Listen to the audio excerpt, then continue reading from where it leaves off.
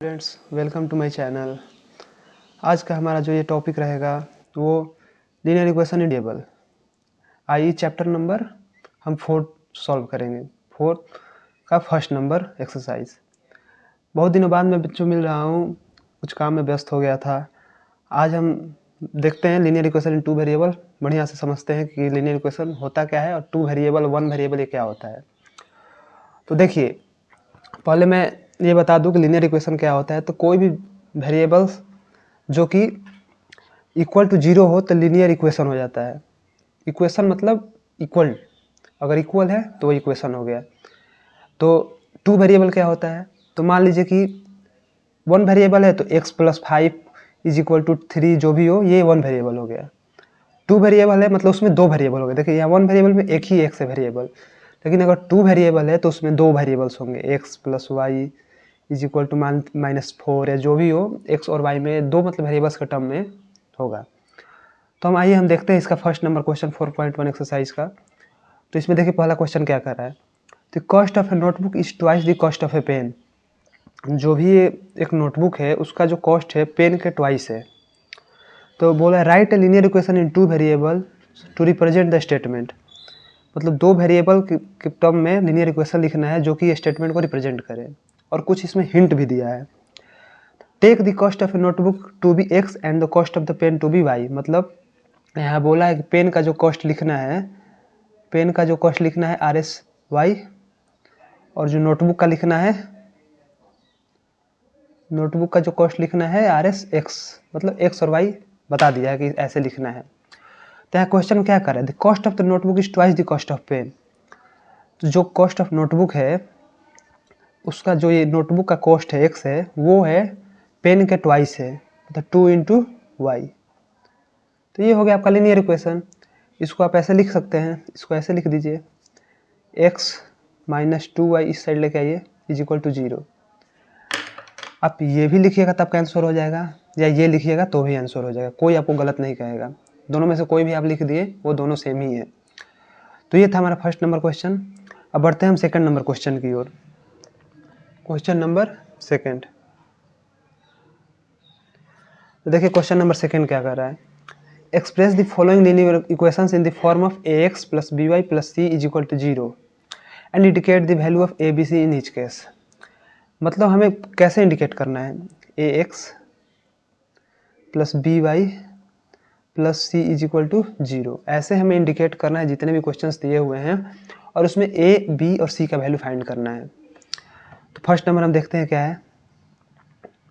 First number जो है हमारा, लिख लीजिए 2x + 3y, 2x + 3y = 9.355 के ऊपर रेकरिंग है। तो इसमें हमें पहले ऐसे बनाते हैं x + by + c के फॉर्म में। तो देखिए ax तो दिया है, by भी दिया है, c नहीं दिया है, c इस साइड दिया है, तो इसको इस साइड लाइए, इसको ला दीजिए 2x + 3y, इसको इस साइड लाइएगा तो माइनस हो जाएगा 9.355 के ऊपर रेकरिंग = 0। तो देखिए यहाँ तो प्लस c है, यहाँ माइनस आ रहा है, तो यहाँ बना दीजिए उसको ऐसे ही 2x + 3y प्लस, इसको ऐसे लिख सकते हैं -9.355 के ऊपर रेकरिंग = 0, क्योंकि प्लस इंटू माइनस माइनस ही हो जाता है।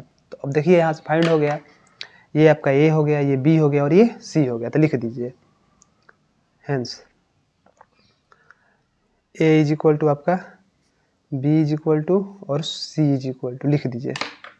a का वैल्यू क्या है, x का कोफिशिएंट 2 है, 2 हो गया, y का कोफिशिएंट 3 है, वो b हो जाएगा, और c ये हो जाएगा -9.355 के ऊपर रेकरिंग। तो ये फर्स्ट नंबर सॉल्व हो गया। बढ़ते हैं हम सेकंड नंबर क्वेश्चन की ओर। तो ये रहा हमारा second number question, x - y/5 - 10 = 0। तो इसको हम क्या करते हैं कि इसको पहले यहाँ से डिनोमिनेटर से हटाते हैं इसको। यहाँ देखिए डिनोमिनेटर में है तो एलसीएम ले लीजिए सबका, एलसीएम लीजिए, 5 एलसीएम हो जाएगा, नीचे 5 हो गया, और इसको करिएगा तो 5x हो जाएगा, -y -50 हो जाएगा = 0। 5 को इधर मल्टीप्लाई कर दीजिए, इस side cross multiply, cross multiplication करिएगा तो क्या हो जाएगा 5x -y -50, 5 उधर जाएगा तो 0 हो जाएगा।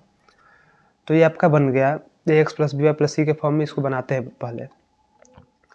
ax तो ठीक है, तो x रहने दीजिए, प्लस by चाहिए, यहाँ माइनस दिया है तो यह प्लस, यहाँ -y, ठीक है, और प्लस यहाँ -50 कर दीजिए = 0। अब यहाँ से लिख दीजिए हेंस ए बी सी का value a = b and c = a क्या है, x का कोफिशिएंट 5 है, y का कोफिशिएंट -1 है और c -50 है। तो ये हो गया आपका सेकंड नंबर क्वेश्चन। कुछ नहीं है, बस ईजी है, आपको उसको एक तरफ ला के सबको ax + by + c के फॉर्म में लिख दीजिए और a b c उसका कोफिशिएंट जो रहेगा वही हो जाएगा आपका। अब बढ़ते हैं हम इसके थर्ड नंबर क्वेश्चन की ओर। तो ये रहा हमारा third number question, -2x + 3y = 6। इसको हमने यहाँ लिख लिया। अब इसको बनाते हैं x + by + c के फॉर्म में। तो ax तो ठीक है, -2x, by भी सही है, और 6 को इस साइड लाइए तो -6 हो जाएगा = 0। तो इसको 6 को बना दीजिए पहले c के टर्म में, -2x + 3y प्लस यहाँ ब्रैकेट में -6 = 0। अब यहाँ से हमें a b c का वैल्यू मालूम चल गया। Hence a = b = c = a का वैल्यू -2, b का वैल्यू 3 और c का -6। तो ये हो गया आपका थर्ड नंबर क्वेश्चन। अब बढ़ते हैं फोर्थ नंबर क्वेश्चन की ओर। फोर्थ नंबर क्वेश्चन क्या है, x = 3y। लिख लीजिए इसको 3y। अब इसको बनाते हैं उसके फॉर्म में। x को इधर ही रहने दीजिए, 3y को इधर लाइए, -3y हो जाएगा, और c के जगह पे कुछ नहीं है तो यहाँ 0 रहेगा = 0। अब इसको बना दीजिए, x प्लस यहाँ -3 × y + 0 = 0, क्योंकि ऐसे लिख सकते हैं, प्लस इंटू माइनस माइनस ही हो जाएगा। अब लिख दीजिए hence a = b = and c = लिख दीजिए। x का कोफिशिएंट कुछ नहीं है तो 1 है, y का कोफिशिएंट -3 है और c कुछ नहीं है तो 0। तो ये हो गया आपका फोर्थ नंबर क्वेश्चन। अब बढ़ते हैं फिफ्थ नंबर क्वेश्चन की ओर। फिफ्थ नंबर क्या है, 2x = -5y। ये तो सेम उसी की तरह है, ये आप बना लीजिएगा। अब हम 6 नंबर देखते हैं। 6 नंबर क्या है, 6 नंबर 3x + 2 = 0। 6 नंबर सॉल्व करते हैं। 5 आप सॉल्व कर लीजिएगा, डाउट हो तो कमेंट सेक्शन में आस्क कर लीजिएगा, पूछ लीजिएगा। इसको देखिए 6 नंबर 3x प्लस y का कोफिशिएंट कुछ नहीं है तो उसको लिख सकते हैं 0 × y + 2 = 0। अब यहाँ से आपको a b c पता चल गया। Hence a = b = and c = a क्या है, 3 है x का कोफिशिएंट, y का कोफिशिएंट कुछ नहीं है 0 है, और c क्या है 2 है। तो ये हो गया आपका 6 नंबर क्वेश्चन।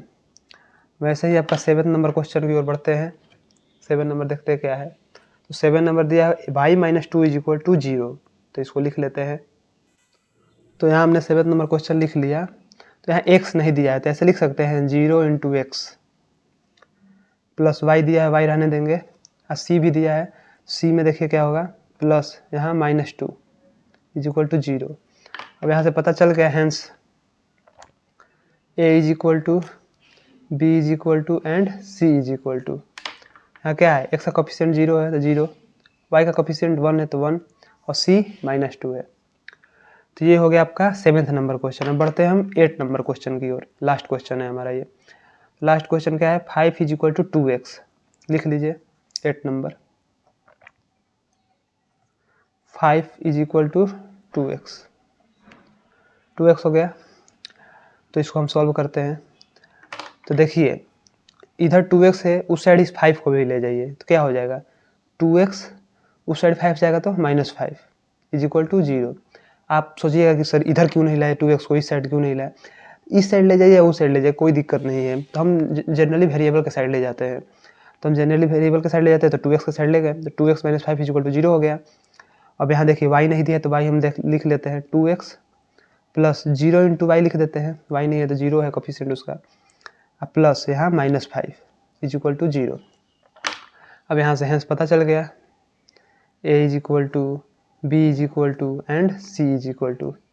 ए क्या है, एक्स का कोफिशिएंट 2 है, वाई का कोफिशिएंट क्या है 0, तो बी 0 हो जाएगा और सी -5 है।